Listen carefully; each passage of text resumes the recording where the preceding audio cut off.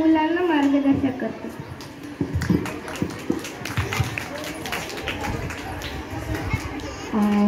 सावित्रीबाई फुले, क्रांतिज्योती सावित्रीबाई फुले यांची आज जयंती आहे आणि बालिका दिन म्हणून पण आपण त्यांची जयंती साजरी करतो. तर सर्वप्रथम या ठिकाणी मी या प्रतिमेला कोटी अभिवादन करते आणि तसेच या ठिकाणी आदरणीय व्यासपीठावर उपस्थित असणाऱ्या आजच्या आपल्या शाळेतील ज्येष्ठ शिक्षिका ज्या प्रमुख अतिथी म्हणून आहेत मानकर मॅडम, तसेच कुलकर्णी मॅडम आणि तसेच खान मॅडम आणि आपल्या आजच्या कार्यक्रमाचे अध्यक्ष म्हणून आपल्या शाळेचे मुख्याध्यापक वाठारे सर, तसेच सर्व इतर शिक्षक बंधू आणि माझ्या विद्यार्थी मित्रांनो. तर आज बालिका दिन आहे. आपल्याला सर्वांना माहिती आहे क्रांतिज्योती सावित्रीबाई फुले यांनी आपल्या आयुष्याला आपल्यासाठी या समाजासाठी खर्ची घातलं आणि हे जे दाम्पत्य होतं ज्योतिबा फुले आणि सावित्रीबाई फुले त्यांनी एक वसा घेतला होता. काय वसा घेतला होता की या समाजाला शिक्षणाची ज्योत पेटवून द्यायची आहे ना. तर त्यांनी त्यासाठी कुठलंही खडतर काम करायचं असेल, काम तर हे खूप खडतर होतं आहे ना, खूप कठीण होतं. एवढ्या मोठ्या समाजामध्ये एक नवीन बदल घडवून आणणं एवढं काही सोपं नव्हतं. पण तरी त्यांना माहित होतं की पुढे काय अपेक्षा राहणार आहे किंवा काय आपल्याला त्रास होईल. पण एवढं सगळं असूनही त्यांनी हे काम हाती घेतलं आणि सुरुवात केली. तर कितीतरी लोक त्यांना आडवे आले, घरातली घाण पाणी त्यांच्या अंगावर टाकू लागले, शिव्या काय द्यायचे, दगड काय मारायचे, सगळं सोसलं. इव्हन त्यांच्याकडे परिस्थिती एवढी गरीब होती की फक्त एकच पातळ त्यांना होतं त्यावेळेस, म्हणजे एकच पातळची नऊवारी म्हणतो आपण, नऊवारी पातळची एकच जोडी त्यांच्याकडे होती. पण सावित्रीबाईंनी या स्त्री शिक्षणासाठी जी ज्योत पेटवली होती त्यासाठी त्यापुढे त्यांनी ही गोष्ट सुद्धा ज्योतिबापासून लपून ठेवली होती. कारण जेव्हा पुण्यातल्या भिडेवाड्यामध्ये पहिली शाळा जेव्हा उघडली आणि त्यांनी शाळेत जाण्यासाठी जेव्हा घरून निघायच्या तेव्हा समाजातले लोक होतच है ना, तर त्यांनी अंगावर पाणी टाकायचे. मग पाणी टाकल्यानंतर काय होईल, काय होईल रे, ओल्या होतील ना. हा, तर ओल्या झाल्यानंतर त्या दिवसभर तशाच ओल्या पातळने दिवसभर शाळेत बसायच्या. बघा, जर तुमचे कपडे ओले झाले तर काय होतं तुम्हाला सांगा बरं. सर्दी. काय होतं, सर्दी होते ना, सर्दी खोकला ताप येतो आहे की नाही. मग त्या सावित्रीबाईला होत नसेल का सर्दी खोकला ताप, हा, पण तरीही त्यांनी या गोष्टीकडे लक्ष दिलं नाही आणि त्यांनी जे काम महत्वाचं घेतलं होतं हाती ते काम सोडलं का नाही. तर तुम्ही आज शाळेत जायला निघाले कोणी काही म्हटलं किंवा एखादे काम चांगलं करायला गेले तर समाजामध्ये असे बरेच लोक असतात, चांगलं काम करायला गेलं की त्याचे पाय मागे ओढतात, बरोबर आहे ना. पण सावित्रीबाई आणि ज्योतिबा फुले खांद्याला खांदा लावून दोघांनीही हे काम केलं आणि त्यामुळे आज घरोघरी प्रत्येक घरातली स्त्री ही शिक्षित आहे ना. सगळ्यांच्या आई शिकलेल्या आहेत, सगळ्यांच्या बहिणी शाळेत जातात. हा, तर त्यासाठी आपल्याला धन्यवाद कोणाचे म्हणावे लागेल, सावित्रीबाई. हा, बरं ठीक आहे. आता सावित्रीबाई, आज सावित्रीबाई फुले जयंती आहे, आपण बालिका दिन म्हणून साजरा करतोय. सगळ्या सावित्रीच्या लेखी शिकतच आहे ना. आज मी पण सावित्रीची एक लेखच आहे ना. कारण आज मी जर शिकली नसती तर मी सुद्धा घरातच असते, चूल आणि मूल सांभाळत बसली असते, बरोबर आहे. आज सावित्रीबाई फुलेमुळे शिक्षणाच्या म्हणून किंवा जगातल्या कुठल्याही क्षेत्रामध्ये प्रत्येक क्षेत्रामध्ये स्त्री ही आज पुढे आहे की नाही. पायलट आहे, आज बस सुद्धा महिला चालवत आहे, बस ड्रायव्हर सुद्धा आहेत, पायलट आहे, विमान सुद्धा चालवत आहे. एवढंच नाही तर आपली कल्पना चावला माहित आहे ना, अंतराळवीर. म्हणजे सगळं कोणामुळे शक्य झालं, सावित्रीबाई फुले. पण कुठेतरी नाही का आज ज्योतिबा फुले यांना सुद्धा कुठेतरी एक खंत वाटत असेल की ठीक आहे सावित्रीच्या लेखी आहे म्हणून सावित्रीच्या लेखी सगळ्याच शिकत आहे, सगळ्याच पुढे क्षेत्रामध्ये आहे. पण मी हे सर्वांनाच म्हणणार नाही, पण एक थोडंसं ज्योतिबांना कुठेतरी वाटत असेल. काय वाटत असेल सांगा बरं, की त्यांचे लेख कुठे शिकत आहे. हा, मुलं आहे ना, तुम्हाला उद्देशून म्हणत आहे मी.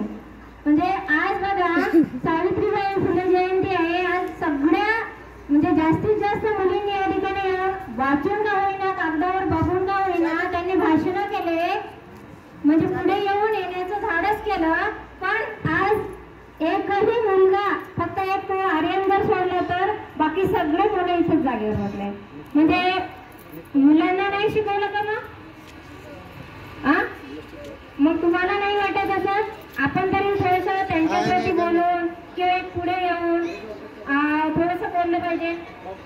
बघा ठीक आहे, काही हरकत नाही, पण याच्यानंतर काय करायचं, असं मागे मागे धरून राहायचं नाही. आपल्याला संधी मिळाली त्या ठिकाणी संधीचं सोनं करायचं. बघा मी आज कालच मी एक 2-3 दिवसाचं ट्रेनिंग अटेंड करून आली नांदेडवरून, आणि खरोखर इतकं सुंदर असं ट्रेनिंग झालं ते. आणि त्या ट्रेनिंगमध्ये शिकायचं म्हणजे काय, नुसतं आपल्याला पुस्तकं वाचायची असंच आहे का? पुस्तकं तर वाचावंच लागेल, कारण वाचल्याशिवाय आपल्याला काही येणारच नाही, है ना. पण त्याच्या व्यतिरिक्त आपण आणखी काय करू शकतो? प्रत्येक विषयाची आपल्यामध्ये गोडी निर्माण व्हायला पाहिजे. विज्ञानाची गोडी निर्माण व्हायला पाहिजे, गणिताची गोडी निर्माण व्हायला पाहिजे. नुसतं मराठीचं वाचता लिहिता आलं म्हणजे झालं का? नाही. तर मला एवढंच सांगायचं आहे की सगळेजण करतायत, सगळेजण आपापल्या क्षेत्रामध्ये पुढे आहे, सगळ्यांनाच वाटते शिकावं. पण जसं सावित्रीबाईचं म्हणजे आज जरी हयात नाही, पण आज प्रत्येक घराघरामध्ये, प्रत्येक लोकांमध्ये सावित्रीबाई आणि ज्योतिबा फुले यांचं नाव आहे ना. कशामुळे आहे? कारण त्यांनी जो एवढा त्रास सोसला त्याच्यामुळे आज आहे, म्हणजे आज ते अजरामर झाले, आहे की नाही.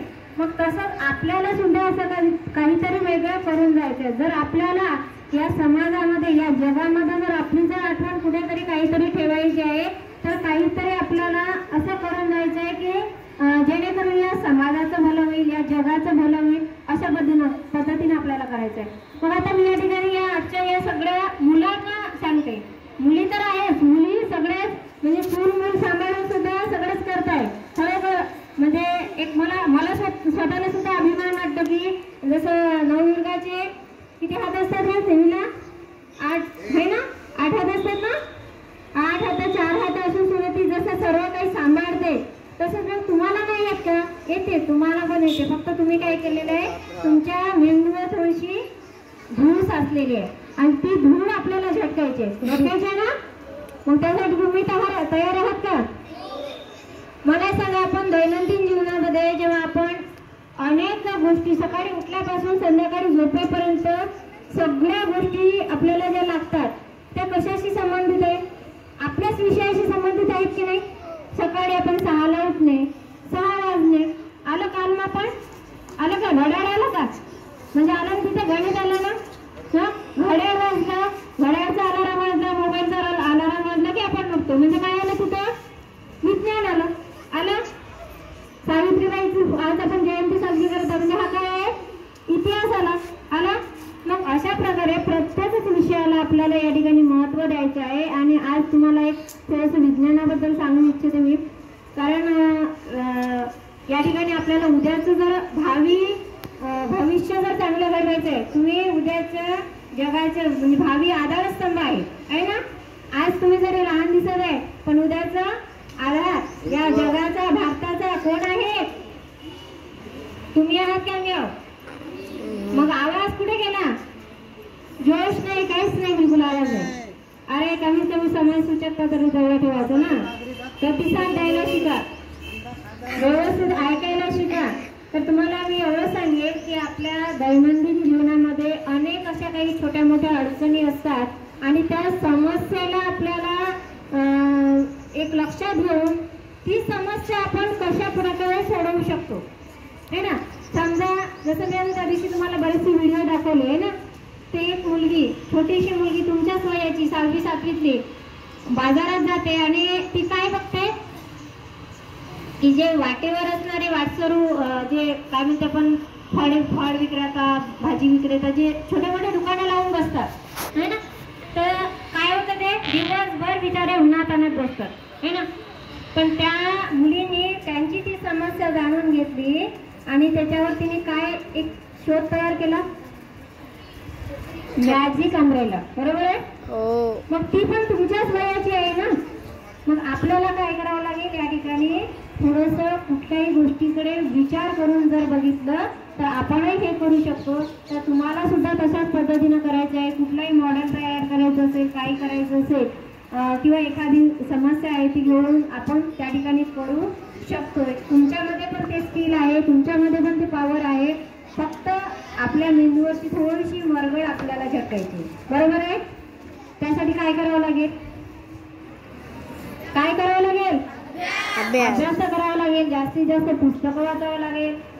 नवनवीन गोष्टी करून बघण्याचं धाडस करावं लागेल. नवनवीन म्हणजे कोणते, छोटे मोठे प्रयोग आहे किंवा आणखी काही आहे तुम्हाला स्वतः करायचं आहे ते करून बघा. आपल्या मोठ्या भावंडांना विचारा, आईवडिलांना विचारा, शिक्षकांना विचारा, करून बघण्याचा प्रयत्न करा. समजा आज सावित्रीबाईंनी जर म्हटलं असतं की नाही मला दगड मारले लोकांनी, शेण फेकून मारलं, एक दिवस मी ओली झाली, 2 दिवस ओली झाली, तर मी आता जातच नाही, ज्योतिबाला जर असं सांगितलं असतं तर आज सगळ्या मुली या ठिकाणी शिक्षित असत्या का, या मुली इथं आल्या असत्या का, आम्ही सगळे इथं असतो का, नाही. तर म्हणून आहे सुरुवात केल्यानंतर त्रास होणारच आहे, पण त्या त्रासाला सुद्धा सामोरं जाऊन आपल्याला हे सगळं करून त्याच्या पलीकडे उद्या आपल्याला कोण कसं काय स्मरणात ठेवेल किंवा आपण या समाजासाठी, या जगासाठी कुठे काय उपयोगी पडू शकतो असा विचार जर करून केला तर नक्कीच उद्याचा भारत हा खूप वेगळा भारत असणार आहे. खूप असा काय म्हणते जगात एक भारताची एक वेगळी ओळख राहणार आहे आणि एक आपल्या स्वतःसाठी की एक नाही आपण सुद्धा काहीतरी करू शकतो. म्हणजे मला असं म्हणायचं आहे की या ठिकाणी मुलीच अग्रेसर आहेत, मुलीच या ठिकाणी पुढे आहे, मुलं सुद्धा बऱ्याच क्षेत्रामध्ये आहेत पुढे. आज बरेचसे शास्त्रज्ञ होऊन गेले आहे, सायंटिस्ट होऊन गेले. आताच आपण गणित दिन साजरा केला आहे की नाही, कोण होते गणित दिन साजरा केला, श्रीनिवास रामानुजन. तर ते सुद्धा होते. आपण त्यांनाही बघितलं, त्यांची पण कशी होती बुद्धिमत्ता, खूप विलक्षण होती. किती प्रमेय लिहून काढले होते त्यांनी, किती प्रमेय लिहून काढले होते, 3900 प्रमेय लिहून काढले होते. आज त्यांनी तेवढं मोठं काम केलं म्हणून आज त्यांचाही आपण दिवस साजरा करतो ना.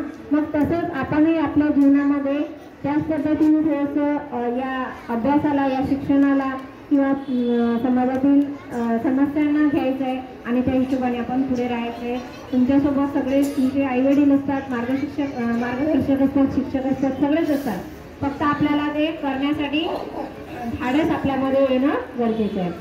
तर ठीक आहे, काही हरकत नाही. थोडंसं विषयाला बाजूला सारून थोडंसं वेगळं घेतलं, त्या विषयासोबतच घेतला, पण काही हरकत नाही. एक मी विज्ञान शिक्षिका म्हणून म्हणेल किंवा काल मी ही गोष्ट शिकली की जिथं संधी मिळते ती संधी घ्या.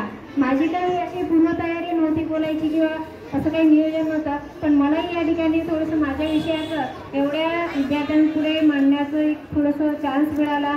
काही हरकत नाही, तसे आपले कार्यक्रम सुरूच असतात आणि याच्यातूनच आपण उद्याचे भावी शास्त्रज्ञ नागरिक घडतील अशी मी अपेक्षा करते. आणि पुन्हा एकदा कोटी कोटी अभिवादन करते सावित्रीबाई फुलेला. आणि मला या ठिकाणी संधी मिळाली त्यासाठी आपल्या शाळेच्या आदरणीय व्यासपीठाचे सुद्धा मी या ठिकाणी आभार मानते. सुद्धा